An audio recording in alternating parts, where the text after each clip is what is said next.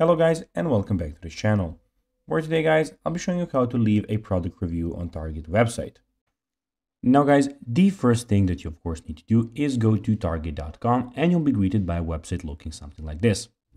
Now guys, when you did that, you just need to go and log into your profile.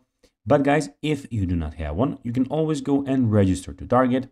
But guys, if you do not know how to do that, you can always go to our YouTube channel where you have plenty of how to target videos where you can see how you can do this.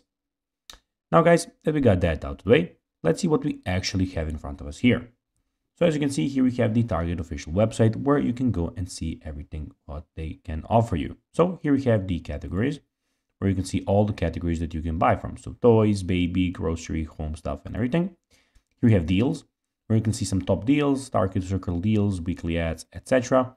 Have the new end features, all right, where here we have Target new arrivals, Target finds, etc. And we have the pickup and delivery, where you can shop order pickup, shop same day delivery. If you want something here, you can go and search it for here. So if you have something specific that you would like, and here we have the sign in option, and also here we get the cart where you can go guys and see everything that is actually in your cart.